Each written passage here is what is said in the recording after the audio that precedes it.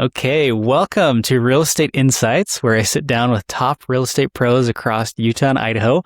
I'm Caleb Adams. My guest today is Lyssa Eggett with Shadow Mountain Realty here in Logan. Lyssa works with a lot of first-time buyers and sellers across the valley, and she's also the 2026 president of the Women's Council of Realtors here in Cache Valley.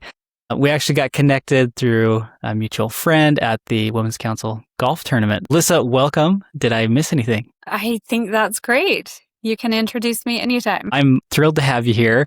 To get started, I'd love to hear a little bit about you and what drove you to want to work in real estate. Sure. Well, I did not have a typical start in real estate. Normally people know that they want to become a realtor, but I did not actually. I got hired as the office mom, actually.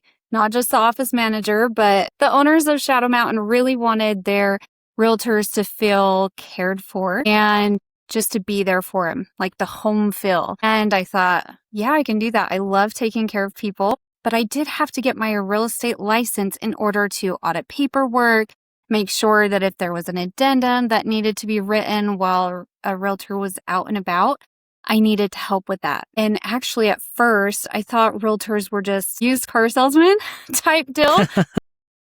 But because I just saw from TV, right? And I did buy a house before, but it was such a whirlwind, I honestly don't remember the realtor. So Yeah, so you didn't really know what the license I had no meant to you. idea. But the problem is that the schooling was so extremely interesting to me. And I would go home and I would just talk all about it. There was such weird stuff too. It was kind of an adventure. And that is just where I fell in love with real estate to begin with. And then working in the office that I do, the people here just treat clients so incredibly well. There's no pushing, you're selling without selling, right? You want them to be in the best possible position. And I just thought, wow. So I still actually am the office manager, but I went to my boss and I said, hey, I love helping the agents. I want to actually help other people get into homes as well. And he's like, I knew it. He just, He was ready. He was waiting for you. Oh, he was ready. He loves to have people grow into who they're meant to be. So that's kind of how I got started. It's pretty unorthodox, but I tell you what, I cannot even imagine doing anything different. That's so awesome to see. You kind of got forced into the real estate licensing requirements, and then it turned out to be a really great thing. Yeah. Yes. Super blessed. Yes. That's awesome. So what do you feel like pushed you to go all in, go from, hey, this is really interesting, talking about it at home, to I'm going to make a career out of this? So I was very quite shy to start with. So I wasn't like, oh man, I'm going to go out and I'm going to promote myself and all the things. It was a slow process, right? And I really did want to help people get into homes, but I think the moment when I sold my first home, there's nothing like helping somebody find what they're really dreaming about. And the look on their face when they find the one is incredible. There's nothing like it. And I think at that point I was all in. Like, give me more of that. Give me more of that. That's awesome. So as soon as you saw the impact you were having Yes. on your clients' lives, you're like, yeah, this is a no-brainer. What am I doing? But it's a big deal. It's a big dream. It's a huge dream, especially now when people don't think that they can actually get into homes. And then when they can actually see a way to get that American dream, it is so incredible. That's awesome. I love that. And, I'm curious, for new real estate agents that might be listening to this, do you have any advice or something you wish you would have known then when you were new? I know you mentioned you didn't know really what a realtor did at that time, but yeah, what do you wish you would have known back then? The advice that I would have to give is make sure to talk to everybody you possibly can. Lenders, title people, resources, HVAC, whoever you can learn from, go to every class. Learn. And I was very blessed that I did have title people reach out to me, loan officers reach out to me to educate me, just soak it all in. I go to classes all the time, and it's been down the road a little bit, but I still have that thirst for knowledge because you never know enough. Not ever. There's always different circumstances. There's always things to learn. So at the top of the list, learn.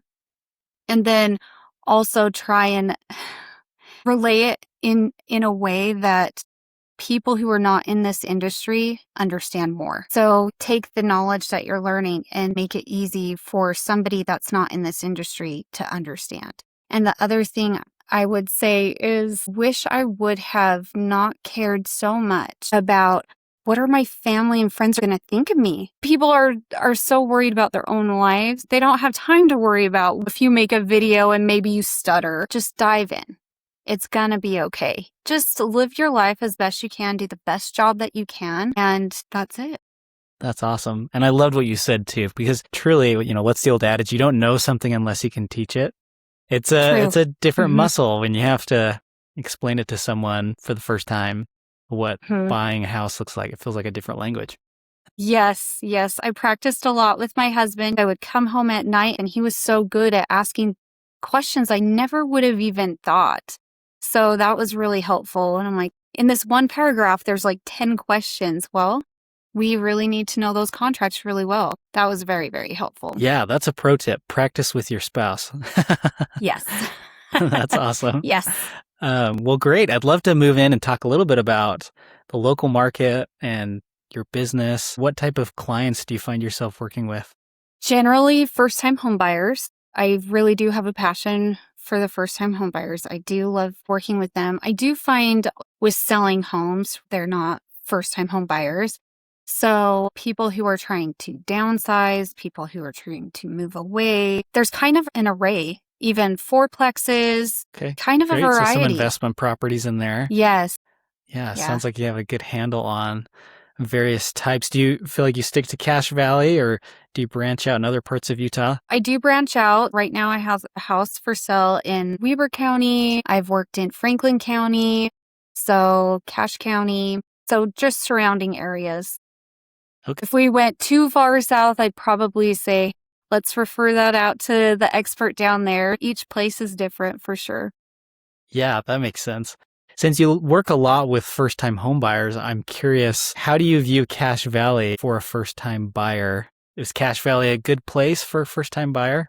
It's a great place. There's a lot of condos, townhomes that people can get into for a pretty good deal. You can get condo for under $300,000, which is really great. And then people who are growing out of that can keep it as a rental, which if you can keep it, any real estate, keep it.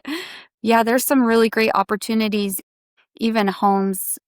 You can find a home under $400,000. That's what we're here for, to make sure that we can find them when they pop up. And a lot of times, too, if you're looking on the outskirts a little bit, Smithfield, beyond, those can get a little bit cheaper, too. So instead of like Logan proper. Yeah. So. I mean, compared to Salt Lake County, finding a house for below $400,000, finding a townhouse for below for that price in Salt Lake County is unheard of. So that's great. Do you feel like, are there any particular areas or neighborhoods in Cache Valley that have been good for first-time buyers? Yeah. In Hiram, there's a community right by Blacksmith Fork Canyon. And it is, and I'm trying to think of the name. I'm sorry. Let's see, is it Elk Ridge?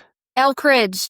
Is that, yep. I love that place. Yes. It's great little place and you're right by the canyon and you've got the community pool. It's just nice walking around. They have some Smithfield Karchner homes. There's different areas that can really work.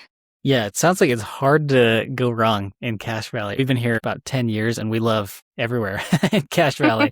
It's kind of hard to go wrong. Yeah. What mistake do you feel like most buyers make? Waiting.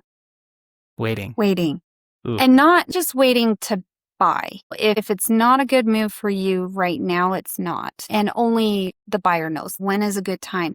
But what I mean is waiting to even find out what it looks like. They hear the interest rate is high.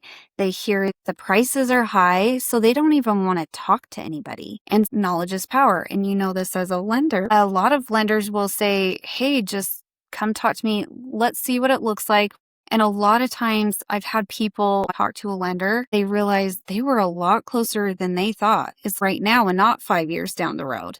They didn't realize because they were listening to everybody else say, oh, it's too expensive. So yeah, I love that. Waiting too long. Yeah, I feel like I hear occasionally people say waiting to buy, but I love how you reframe it to waiting to have a conversation. Too many times people could be qualified, they just don't talk about it. That is one of the reasons I got into the lending space. Was I remember our first home, I thought, oh, we'll have to wait and save up 20%.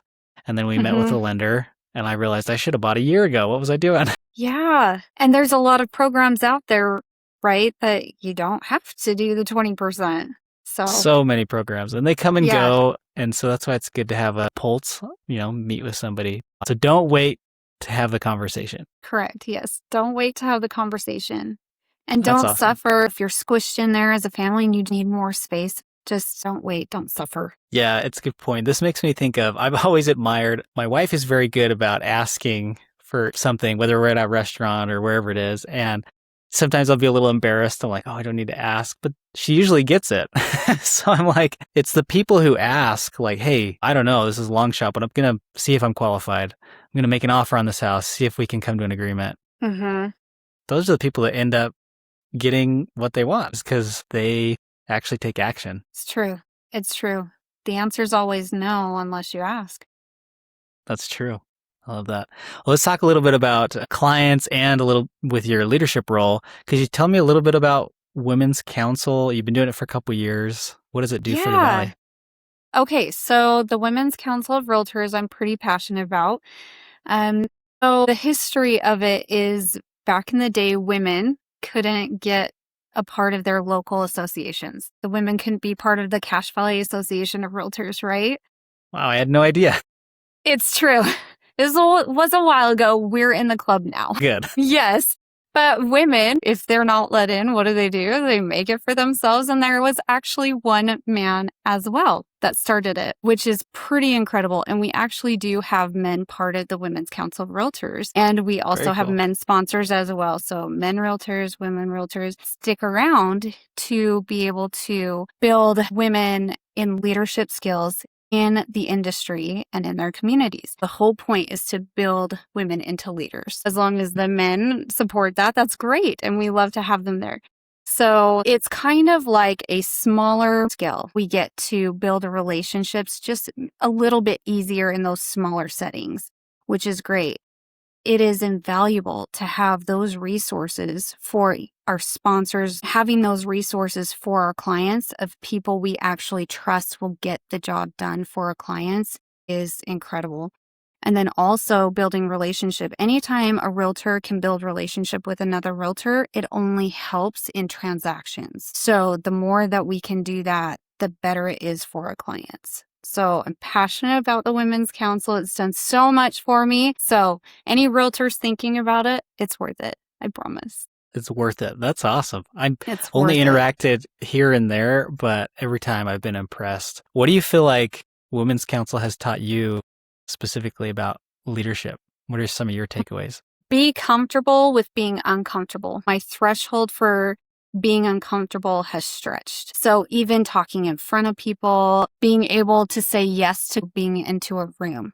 You know, I'm running for a director spot at the Cache Valley Association of Realtors, which I don't know that I would have had the guts to do a couple years ago. So even being on this podcast, there's no way. There's no way. I would have said, heck no. So does it make me nervous? Yes, it does. We say yes to things that make us grow. That's awesome. How do you feel like that translates over to the experience you give your clients? Along with having relationships with all of the vendors and the realtors, being more competent, you learn from each other. So being more competent in transactions as well. And if I don't know an answer, I know that I can call somebody to get that answer. And I have so many people I can draw from. Yeah, I love that. Well, I'm thinking about it from the perspective of a client. I want to work with someone who, like you said, is okay being uncomfortable. You know, if we have to go back to the seller and ask something, or knows people if something comes up. So it sounds like it makes you a very well-rounded agent and brings a lot of value. Yeah, I think so. Yeah, that's great. Do you have a particular story where you helped a client win, or maybe a deal that got complicated that you guys were able to find a solution? That is a great question. I think most deals have a little complication in them, right? I've had clients that we get an inspection And then let's say a water heater is their thing. Nothing else. There could be a list of things, but the water heater is their thing. I come to the other agent, say this is their thing. For them, it's a deal breaker.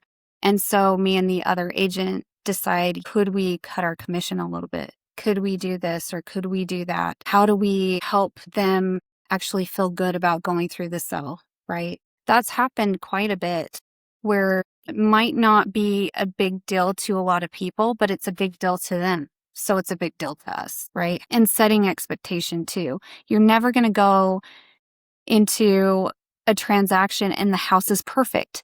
Never. It's never going to happen. There's always going to be a list of things. So having that expectation, especially with first-time home buyers that are a little bit more scared to begin with, right? But having that expectation before things happen instead of dealing with it after it happens. That's super important. Yeah, that's a great point. And I want to dive a little bit deeper on that because we talked about earlier about waiting to have the conversation.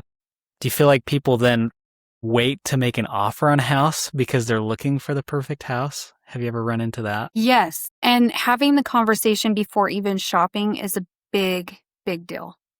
So it's almost like giving them the green light. Hey, we're going to look at the whole market so that they don't feel like they've missed anything. For me, I start wide instead of just putting every little thing down and narrowing it down so much. No, we start wide. We're looking at the whole market. There's nothing else out there that you have not seen. Some things we're going to see in person, some things we are not. But just so you know, if you feel like you're going to be really disappointed if this goes under contract tomorrow, that's when you should pull the trigger. If it's like, I'm not sure if it'll be okay, that's probably not the house for them. You want them to have the warm and fuzzies about it. Yeah, that's a great gauge of, there's always FOMO, it seems like, or the fear of losing a deal, but sometimes there's fear of losing a deal that you didn't even want. Yes. So yeah. I love that reframe. What's a good gauge, or how do you help clients that are on the fence about making an offer on a house? Are there any other things that you help clients with of knowing when to make an offer on something? Yes, there are times when, let's say, a certain price range. Let's say it's a $375,000 house. You know this sucker's going to be gone in 2 seconds, and you can tell. Realtors can tell. So I say, this house could be gone tomorrow, right? If you'd be sad about it, you probably want to pull the trigger, but we also will make sure to do comparative market analysis on things and make sure, is it in a good price range? Got to be really, really careful as an agent not to push something, even though you know it's a good deal, even though you know it's going to be gone tomorrow. As an agent, you cannot be pushing your client into something that they're not ready for. So you tell them everything about it. You give them the information, and then they're the ones that do need to actually make the decision for themselves. I never, ever want people to feel like they were pushed into something and regret it. Gotcha. It is a fine line of being consultative and progressing along this path toward homeownership, but also feeling like they're in the driver's seat. Right. On the financing side, sometimes I'll see people do so much analyzing before they ever make the offer, and then the house is gone. The home buying process can feel long, but I do think there's wisdom to, like, hey, maybe it's a 7 out of 10 right now, but you get under contract, and now with due diligence, it becomes a 9 out of 10. Yeah. A lot of it is the expectation before you even get to that point. So yeah. That's a great point. Well, this has been immensely valuable. I appreciate your expertise. What's a good way for people to get in contact with you when they want to work with you? So my phone number is the best. Call or text 435-999-4444. I know it sounds like a scam, but I picked it myself. What a great number. Easy to memorize. I didn't know I'd be a realtor, but easy to remember. And then I'm on social media, Instagram, Facebook under Lyssa Eggett Realtor for Facebook, or Lyssa Eggett for Instagram. Really appreciate you, Lyssa, for joining us today. Thanks for being on. That's a wrap on this episode of Real Estate Insights. A huge thank you to my guest for sharing their time and playbook. If you're a top agent in Utah or Idaho and you'd like to be featured on the show, I'd love to have you. Reach out anytime. I'm Caleb Adams, mortgage broker here in Utah and Idaho, who loves connecting great agents with great people who need them. We'll see you next time.